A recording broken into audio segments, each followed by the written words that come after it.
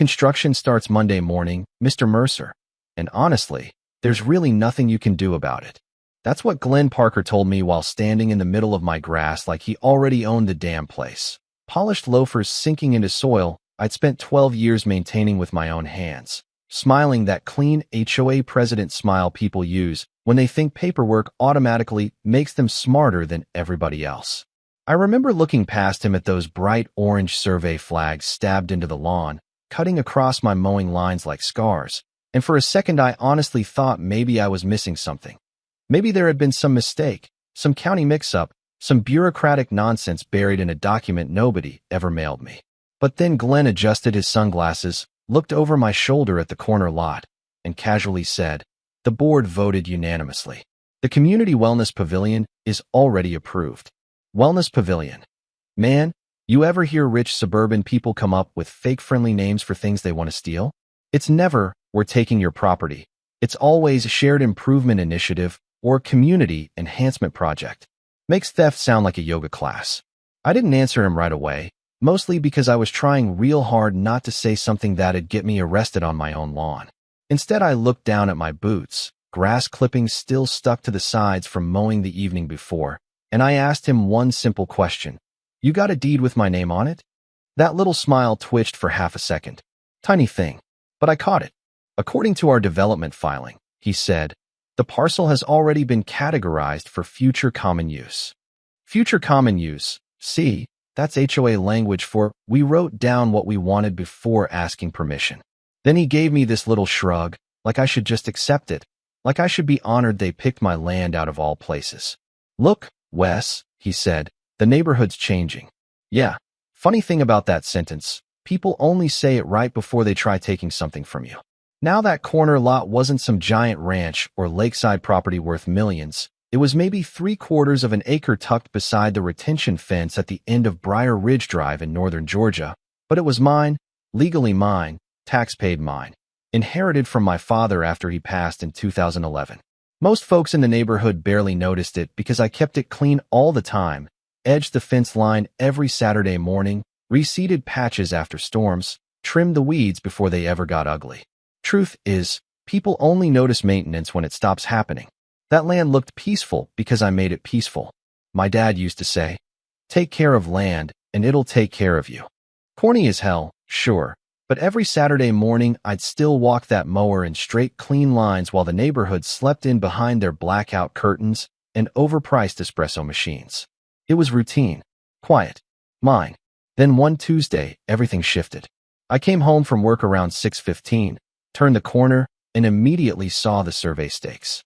Bright orange, freshly hammered into the soil. Not random either. They ran in deliberate straight lines across the exact section where I usually mowed first.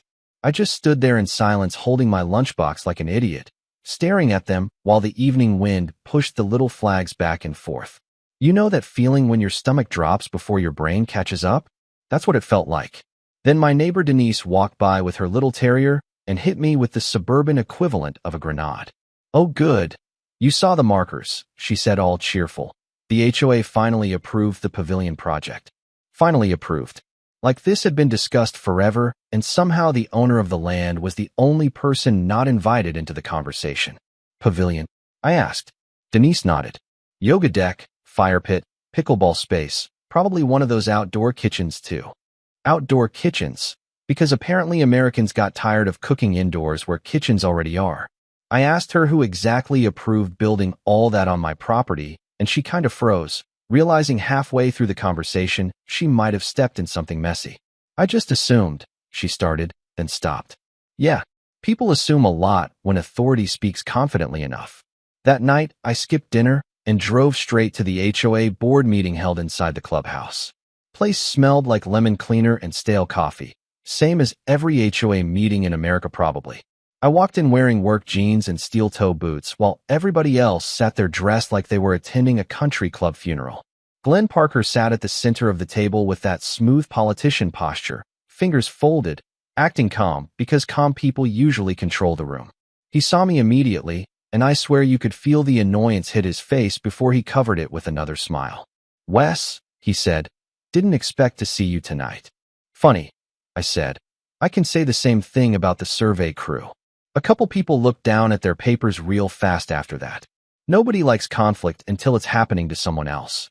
I asked him directly, in front of everybody, why there were development stakes on my property.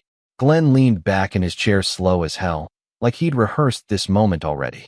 The association has long-term expansion rights tied to unused perimeter parcels, he said. There it was, legal-sounding nonsense wrapped in confidence. Expansion rights? I repeated. You mean ownership? He smiled again. God, that smile. Well, he said, from the board's perspective, your lot has functionally operated as community green space for over a decade. I actually laughed at that. Couldn't help it. Functionally, I said. Buddy, I mow it because none of you lazy people would touch it otherwise. A few people snorted, trying not to laugh, and Glenn's face tightened immediately. There it was. Ego. That's when I realized this wasn't really about the pavilion anymore. Glenn didn't like being challenged publicly. Guys like that always build authority the same way. Polished voice, procedural language, acting like confidence itself, is evidence. He told me the development filing was already in motion and construction contracts had been approved. At this stage, he said, reversal would be extremely difficult. Translation? They'd already spent money assuming I'd roll over. I asked him one final question before leaving. Did anybody from your board ever contact me for permission? Silence. Tiny silence, but enough. Glenn looked around the room, adjusted his cufflinks, then said, We believe the matter was administratively clear. Administratively clear. Man, that might be the fanciest way anybody's ever said, we thought we could get away with it. I walked out before I said something reckless, drove home in total silence, then sat on the tailgate of my truck staring at that corner lot under the streetlights. The survey flags glowed orange in the dark like warning signs. And right there, sometime around midnight with crickets humming and sprinkler systems clicking across the neighborhood, I realized something that changed everything. These people weren't confused. They knew exactly what they were doing. And the scariest part? They thought nobody would stop them. Now let me pause the story for a second, because this is where a lot of HOAs, and honestly, a lot of people in positions of small-time authority, play the exact same game. They count on confusion, intimidation, and momentum. That's the whole strategy. If they move fast enough, file enough paperwork, throw around enough official-sounding language, most homeowners freeze up before they ever ask the most important question. Wait, do you actually have the legal right to do this? And according to standard procedure, an HOA can regulate shared community property, enforce bylaws, issue fines, even approve neighborhood improvements, but they cannot simply absorb privately owned land because they've been using it, or because the board voted on it during a Tuesday night wine and cracker meeting. Ownership doesn't magically transfer because somebody sounds confident holding a clipboard. From a legal perspective, what Glenn and that board were banking on was psychological pressure. They assumed I'd see survey stakes, contractors, development plans, maybe hear a few neighbors casually talking like the project was already inevitable, and I'd back down before checking county records. That's the trick right there. Make the target feel isolated and outnumbered. This is a psychological trap people fall into all the time. Once authority creates the illusion that a decision has already been finalized, most folks become afraid to challenge it because they think they're too late. And honestly, that's exactly why some HOA boards get away with crossing lines for years. Not because they're legally unstoppable, but because nobody wants the stress, the confrontation, the attorney fees, the awkwardness with neighbors. Guys like Glenn understand that better than anybody. They weaponize social pressure first, paperwork second. But the lesson here is, county records don't care about HOA personalities. Deeds matter. Parcel ownership matters. Filed documents matter. And the second I realized their entire project depended on pretending my property already belonged to them, I stopped being angry and started getting patient. Because patience gets real dangerous when the other side has already overplayed their hand. The next morning, I didn't touch the mower. Didn't make coffee either, which if you knew me personally, you'd understand meant things had officially crossed into dangerous territory. I grabbed a folder out of my desk drawer, drove straight down to the county administration building in Fulton County, and walked inside while replaying Glenn Parker's little speech over and over in my head. Administratively clear. Yeah, okay. We were about to find out exactly how clear this thing really was. County records offices always feel the same no matter where you are in America. Fluorescent lights buzzing overhead, old tile floors, somebody coughing in the background, exhausted employees staring at monitors like they've witnessed every property dispute known to mankind. I gave the clerk my parcel number and waited while she pulled up the records. At first, nothing looked unusual. Tax payments current, deed history clean, no liens, no easements beyond the drainage strip near the fence. Then she frowned slightly and said, "Huh." That one little word tightened my chest immediately. She turned the monitor toward me, and there it was. 4 months earlier, the Briar Ridge HOA had submitted a preliminary development package tied directly to my parcel ID. Not adjacent parcels, not neighboring access areas. Mine, listed under Future Community Recreation Zone. I actually blinked a couple times because it looked so absurd sitting there in official county formatting. They hadn't proposed negotiating for the land. They'd filed paperwork as if the transfer had already happened. "Has any ownership change been recorded?" I asked. The clerk shook her head. "No, sir." "Any condemnation filing?" "No." "Any easement authorization signed by me?" "None attached." That's when my heartbeat changed. Anger cooled off real fast and turned into something much more useful. Clarity. Because now I understood exactly what Glenn's board had done. They'd built an entire 6-figure project around an assumption that I either wouldn't notice in time, wouldn't understand the process, or wouldn't fight back hard enough to slow them down. And slowing them down mattered, because construction delays are poison to developments. Contractors charge penalties, permits expire, insurance windows shift, vendors panic. Momentum is everything in those projects. The moment momentum dies, everybody starts pointing fingers. I stepped outside the building, sat in my truck for maybe 30 seconds, then called my attorney, Randall Pike. Randall sounded half asleep when he answered because the man permanently exists in a state somewhere between exhaustion and irritation. I explained the situation, and there was this long pause. Finally he goes, "Tell me exactly what they filed." 10 minutes later, I emailed him the development packet from the county office. Another pause. Then he laughed. Not a happy laugh either. More like the kind of laugh mechanics make right before telling you your transmission exploded.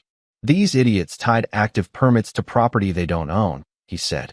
"Yeah," I answered, "that bad." "Worse," he said. "Potentially fraudulent bad." Now Randall wasn't some flashy TV lawyer. No dramatic speeches. No expensive suits. Guy looked like he'd been losing arguments with cigarettes since 1987. But he understood county procedure better than anybody I'd ever met. And the scary part? Calm lawyers are usually the most dangerous ones. He told me not to contact the HOA again, not to argue with neighbors, not to post online, nothing. "Let them keep thinking you're emotional," he said. "People get sloppy when they think they've already won." Then he filed one single document, a formal title dispute notice directly with the county planning office tied to the parcel listed in the HOA development application. That was it. One filing. According to county procedure, any active permit involving disputed ownership immediately triggered automatic review suspension until the ownership conflict got resolved, which meant every contractor attached to the Briar Ridge Pavilion project suddenly had a legal problem on their hands. Monday morning around 9:12 a.m., stop notices were electronically issued to the planning department, the contractors, and the HOA legal representative. I know the exact time because Randall forwarded me the confirmation email with the subject line, "Permit activity suspended." I stared at that sentence for a long while. Funny thing about power, real power usually arrives quietly. No explosions, no screaming, just systems doing exactly what they were designed to do. Around noon, I heard the machinery stop outside. I wasn't even looking out the window at first. I was sitting in the kitchen eating leftover chili when the sound suddenly died. If you've ever lived near construction, you know how weird silence feels after hours of engines and backup alarms. I walked onto the porch slowly and looked down toward the lot. 3 workers stood near the excavator talking while one guy pointed at a clipboard like his life depended on it. Another worker kicked at the dirt in frustration. Then one of the trucks reversed out of the area completely. I'm not proud of this next part, but I smiled. Just a little. Because for the first time since this whole thing started, somebody else finally felt uncertain instead of me. About 2 hours later, there was a knock on my front door. I already knew who it was before I opened it. Glenn Parker stood there sweating through a pale blue button-down shirt that probably cost more than my monthly truck payment. No sunglasses this time. No polished smile either. Just panic hidden under forced professionalism. Wes, he said carefully, I think there's been some kind of misunderstanding with the county. I leaned against the doorway. Administratively clear, though, right? His jaw tightened instantly. There it was again, ego cracking under pressure. The board acted based on prior interpretations regarding shared use areas, he said. Man, HOA people really will die before speaking normal English.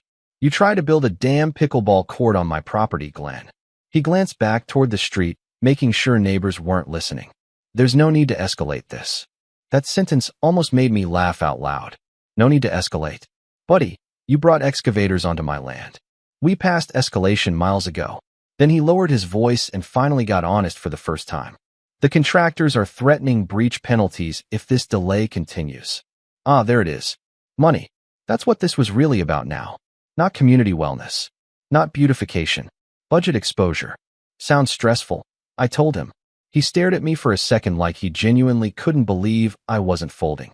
See, people like Glenn spend years operating inside environments where confidence alone gets results. They assume pressure automatically creates obedience. But once that illusion breaks, they panic fast because they've never developed the skill of backing down gracefully. He asked what I wanted.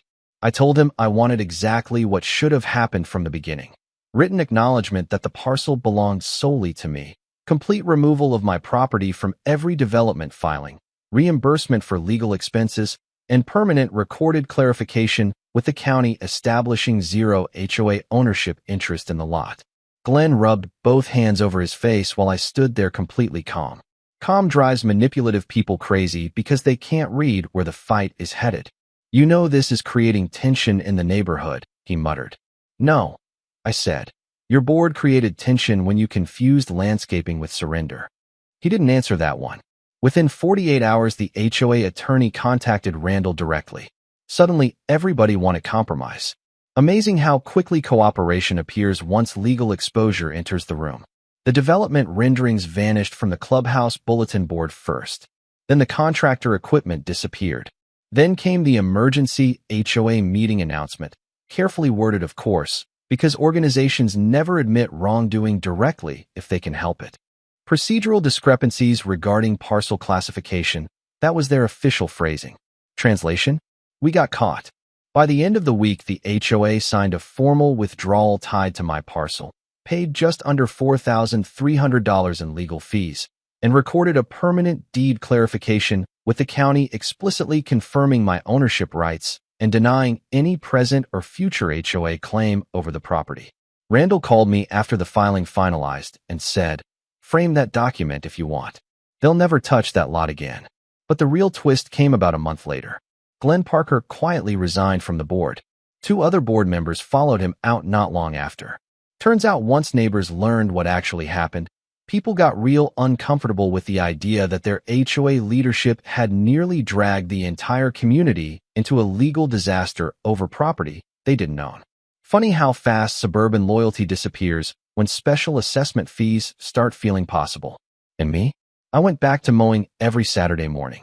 Same mower, same lines, same corner lot. But I noticed something different after all that happened. People waved more when they drove by. A couple neighbors even stopped to apologize for assuming the HOA knew what they were doing. Denise brought over banana bread one morning like carbohydrates could heal attempted land theft. Honestly, though, the strangest part wasn't winning. It was realizing how close the whole thing came to succeeding in the first place. Because if I'd ignored those survey stakes another month, if I'd trusted their confidence instead of checking records myself, they probably would have poured concrete before I even understood what was happening. And once concrete gets poured, people suddenly start treating theft like history instead of a problem. Looking back now, the wildest part of this whole mess isn't even the HOA trying to take my land. It's how normal they acted while doing it. That's the thing people don't talk about enough. Most real-world power grabs don't look dramatic in the beginning. Nobody bursts through your door wearing a villain cape.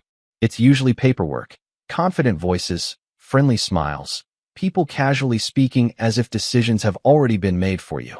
And if you're tired, distracted, busy working, raising kids, paying bills, dealing with life, it becomes real easy to mistake confidence for authority. That's exactly why situations like this happen all over the country. HOAs start overstepping because somewhere along the line they stop seeing homeowners as equals and start seeing them as obstacles standing in the way of projects, budgets, image, control. And honestly, some boards get addicted to that control. Give certain people a little procedural power, and suddenly they start acting like unelected suburban senators. Community standards becomes code for do what we say.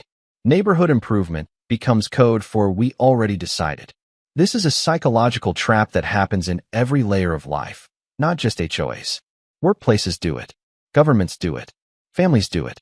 One side creates momentum, floods the room with certainty, and hopes the other side feels too intimidated to challenge the narrative. Because according to standard procedure, most people don't push back once machinery starts moving. Once permits appear. Once contractors arrive. Once meetings happen. We're conditioned to believe systems must already be correct if enough people are acting confident around them. But systems fail all the time. People bluff all the time. And from a legal perspective, ownership is not determined by confidence, popularity, or how many people vote during a board meeting. It's determined by actual recorded rights. That distinction matters more than ever nowadays because a lot of homeowners sign HOA agreements without fully understanding how much authority those organizations do and do not possess. HOAs absolutely can enforce bylaws tied to shared community property. They can issue violations, regulate appearance standards, collect dues, maintain common areas. But privately owned parcels are an entirely different animal. The second a board starts treating personal property like expandable community inventory, they're stepping into dangerous territory legally and ethically. And here's another lesson nobody tells you. Silence gets interpreted as permission faster than you think. Glenn and his board didn't move aggressively because they were certain they'd win in court. They moved aggressively because they assumed I'd stay quiet long enough for momentum to protect them. Once construction begins, people psychologically shift into preservation mode. Neighbors stop asking, should this happen? And start asking, how do we avoid delaying the project? That's why catching problems early matters so much. The lesson here is, if something feels off, check the paperwork immediately. Don't rely on rumors. Don't rely on HOA summaries. Don't rely on somebody in a polo shirt saying, everything's already handled. Go to the county records office. Verify ownership. Read filings yourself. Because once bad information starts circulating publicly, it develops a weird kind of social gravity. People repeat it enough times, and suddenly fiction starts sounding official. And personally, I think that's why those orange survey stakes bothered me so much the first day I saw them. It wasn't just the land. It was the symbolism. Somebody had physically marked territory they assumed I wouldn't defend. That hits something deep inside people, especially when you've spent years quietly maintaining something nobody else appreciated until they wanted it. My father used to tell me that property ownership isn't really about dirt, it's about boundaries. About knowing where your responsibility begins and where somebody else's entitlement ends. Took me a long time to fully understand what he meant by that. I do now. Every Saturday morning I still mow that same corner lot, slow and deliberate, and every clean stripe in the grass reminds me of something important. Rights don't disappear just because louder people decide they're inconvenient. Sometimes all it takes to stop a much bigger machine is one person willing to calmly say, show me where that's written. And trust me, people abusing authority absolutely hate that sentence. So now I want to ask you something. Have you ever had somebody try to pressure you into giving up something that legally or morally belonged to you? Maybe property, maybe money, maybe credit for your work, maybe just basic respect. What happened? And how did you handle it? Drop your story in the comments. Because honestly, I think more people are dealing with this kind of thing than anybody realizes.